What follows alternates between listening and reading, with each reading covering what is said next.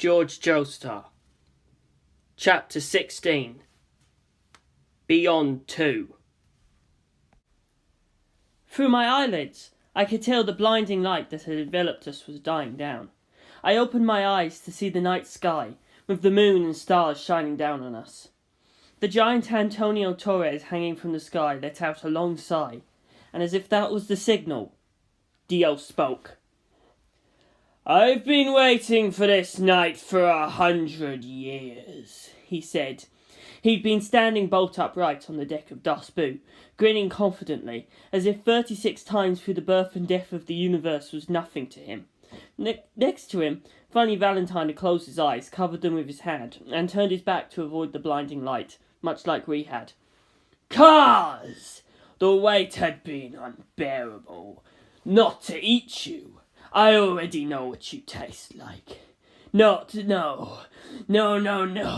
I'm just so excited to finally stand at the pinnacle of the world, of the universe, of all history, recorded or otherwise. I am in sight of that goal at last. All that's left is to step up and claim my prize. Cars! My very soul is quivering, so certain is my victory." Cars, too, had paid no mind to the compressed light of 36 universes' history washing over him. He put his hands on his hips, looking down at Dio with a faint smile on his lips. "So be it. Come at me, vampire." Dio moved his arm out in front of him so fast it made an audible whoosh and waggled his fingertips slightly. "The name of your new emperor is Dio, and as your emperor, you will come to me, Cars." Cars betrayed no irritation at Dio's smile. His own smile grew still larger. He was clearly enjoying this. It was the happiest I'd ever seen him. I backed away, keeping Penelope behind me. Narancia also quietly stepped behind me. "What the fuck? These guys are nuts!" he muttered, but I thought him saying that was a sign of his own strength. My knees were knocking and my teeth were chattering, and basically everything was shaking, and it was super pathetic. My only comfort was the tight grip on my sleeve Penelope had. She was clearly every bit as scared as me. Having a scared girl around was the only thing that kept me from completely losing it. "Seems you've managed to sip a drop or two of my blood somewhere, vampire." Cars chuckled. "What more do you want? You've conquered the sun, will not die or age. What else is there? You know full well your body can never become the true ultimate thing, as I have. What's the appeal of being this pinnacle you speak of? I merely wanted to conquer the sun. I personally slaughtered most of my kind in the war, then lost all of my kind that remained, and at last achieved my goal, only to find myself alone. You waited 100 years, I've waited a quadrillion. In all this universe, as far as my abilities reach, only Earth has any life worth mentioning. This is the only place in all the universe where life is worth living. Vampire, you are immortal. There is no need for you to rush into death here." But Dio just kept beckoning. "A quadrillion years spent not bothering to think can't begin to compare to the 100 years I spent furiously busy." Still smiling, Carr stared at Dio for a while, then let out a long breath. "Very well. As you have gnawed on my life, you will be a prime opportunity to test my limits. Perhaps I do need to experiment on just how a body that cannot die may die." He dropped down to the deck. Dio waited, grinning. "That's what piqued my curiosity too. Can't die and can't be killed are two different things after all.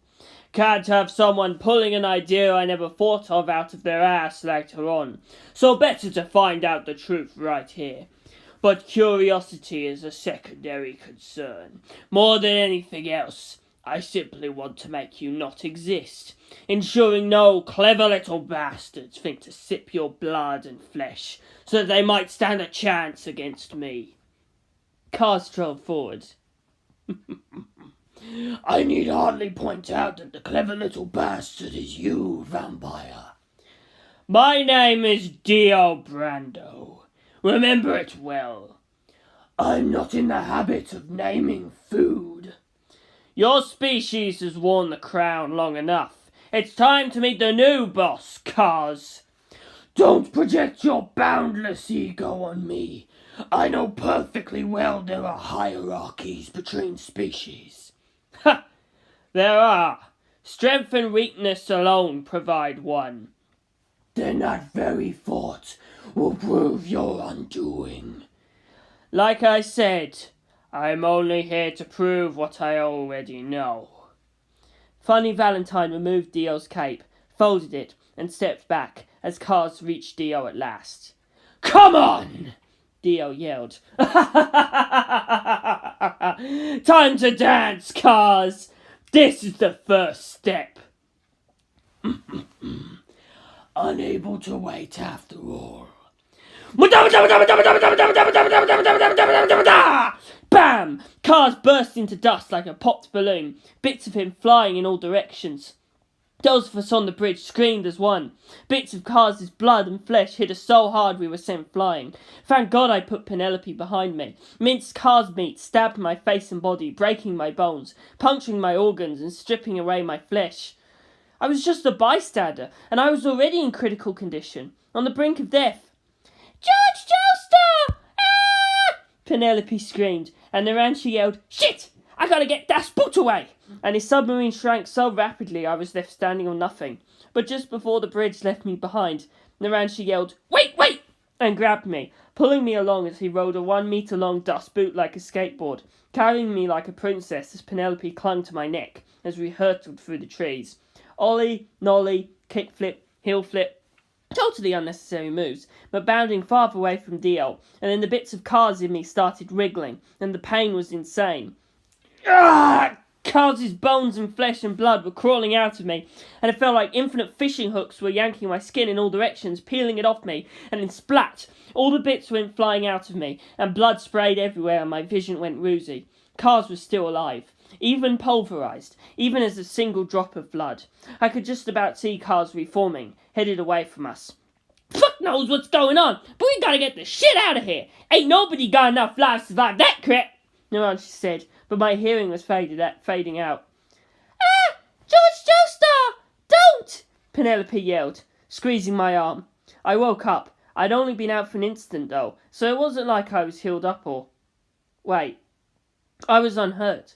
Cars had healed me as he left my body. It had hurt like hell, but I was fine now. And Penelope worked that out too. Jorge Joestar? Huh? What are you doing? Just enjoying your warm embrace. You devil! Who the fuck? Naranja said, and someone slapped my head, but the slapper was someone new, who said, Huh? What? A girl's voice, one I didn't recognize.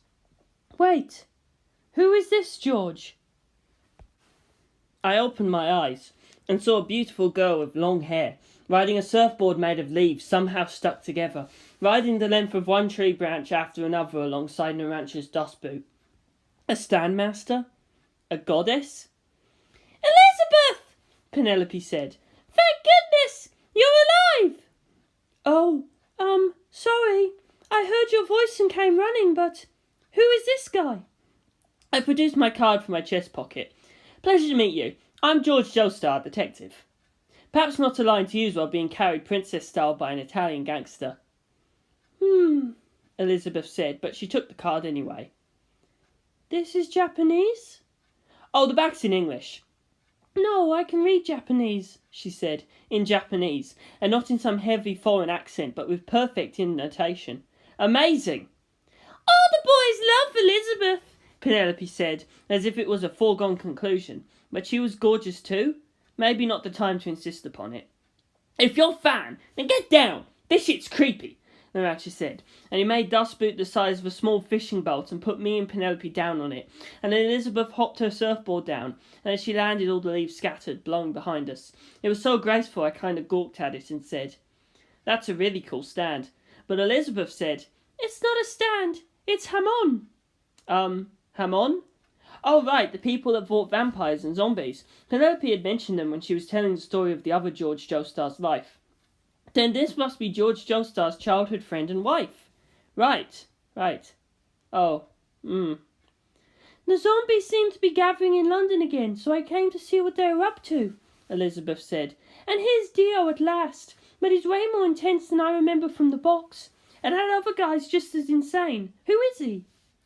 I said, and hesitated.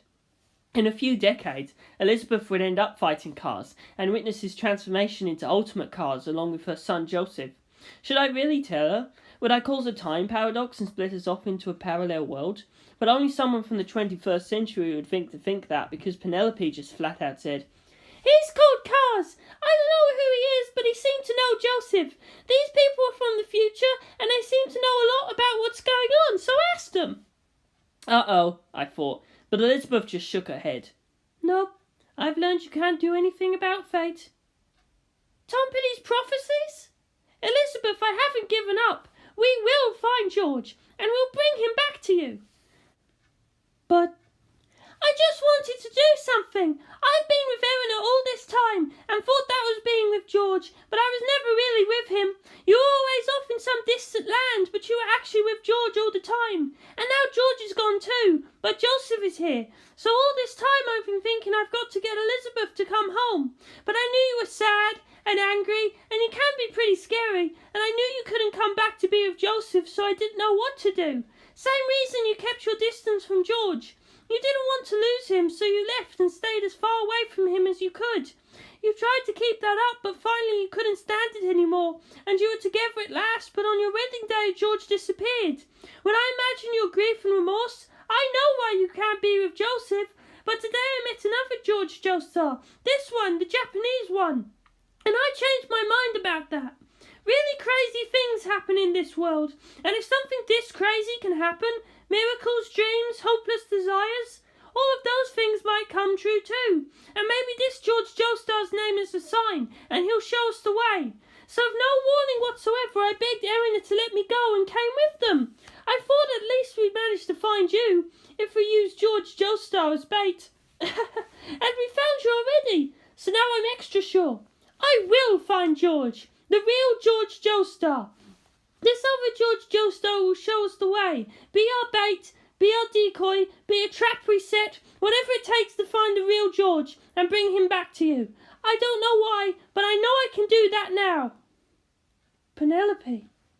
The two beautiful women stared deeply into each other's eyes, and I felt like the Jorge Joestar of this world must have had a truly blessed life. Yo, look at that!" Naranchi said. Mildly annoyed by this interruption, I looked where he was pointing, and saw Dio and Cars punching each other. Each time one made contact, bam, bam, they'd explode, and reassemble just to punch back. The explosions were getting more violent, and if they were putting themselves back together faster each time, it was like dark red fireworks moving through the air, flickering and blooming. Bam, bam, bam, bam, bam, bam, and both were smiling ear to ear, enjoying their immortality, I said, disgusted. I felt sick to my stomach. "But maybe not just that," Elizabeth said, and I noticed she was looking somewhere else, and turned to find Great Britain had been travelling east all this time, and the sky was growing lighter.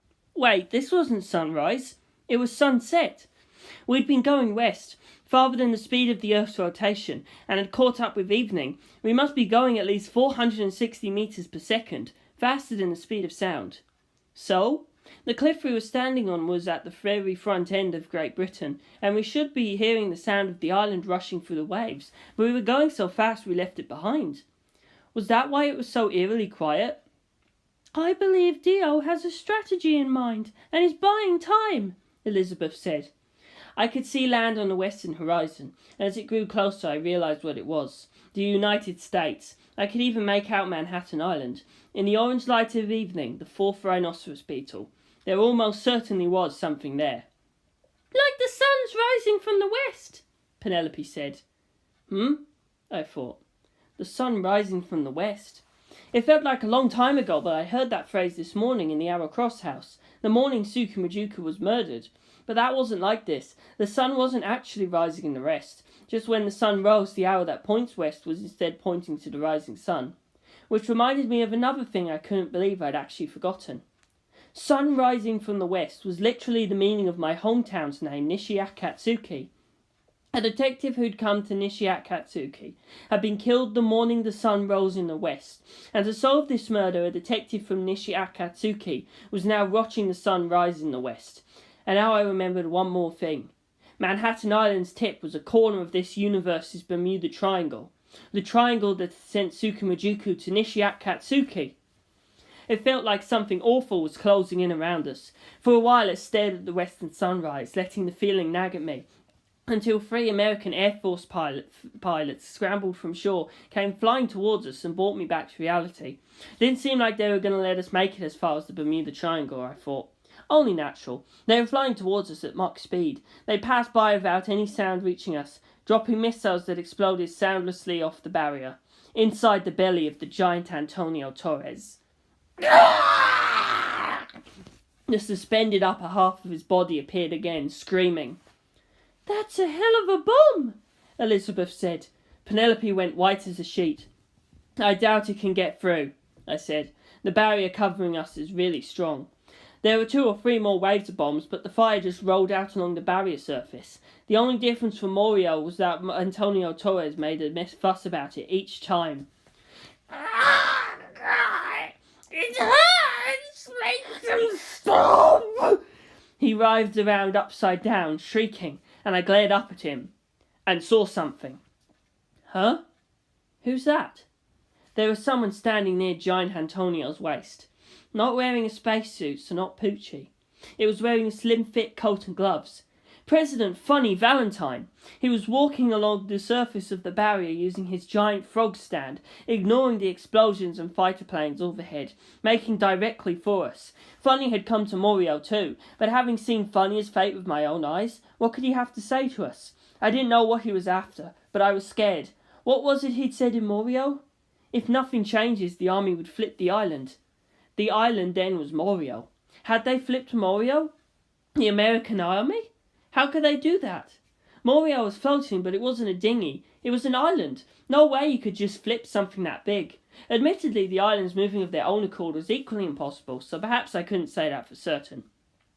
The wind outside the barrier must be really intense, but the frog crawled along on all fours, and then Funny climbed off its back without any apparent difficulty. He was holding a large piece of paper in his hands. A message. He spread it out on the surface of the barrier, facing us. The rancher grabbed a pair of binoculars off the bridge, set them to maximum magnification, and took a look. Correct? That seemed wrong. "Let me have them," I said, and pretty much just snatched them out of his hands, and he got mad about that, but fuck it, I could read the sign. Courage? Just one word, I said. Is it some sort of code? Had he maybe gone senile and had just gotten lost and wound up here? Seemed unlikely. That's a warning. Directed at all of you. We turned around, and young Funny Valentine, the one Dio had brought from the past, was standing behind us. As we turned, he spread out a cape and flung it out around me. It was the one Dio had been wearing earlier. Do not fear what you are about to see, Funny said, and just before the cape covered the 2 of us, Elizabeth hissed, and a brutal fist shot under the cape, slamming into Funny's cheek. Ah! Funny's face went flying up, down, left and right, but the cape came down at us. When I pushed it off, Dust Boot was gone and Elizabeth and Penelope were nowhere to be seen. We were in the middle of a red desert, nothing but boulders and rocks on the edge of a long, straight, unpaved road. Funny's face finally stopped twitching, and he staggered but managed to stay on his feet somehow. Who the hell is that woman? He said, gasping for breath. His face was all swollen, his handsome completely ruined. He was unrecognisable. A moment before he'd been slim, fit, and now his body sagged, the rounded figure of a man who indulged too much. Even his body was swollen? But as I watched, he recovered, returning to the handsome man I'd seen before. Ham on.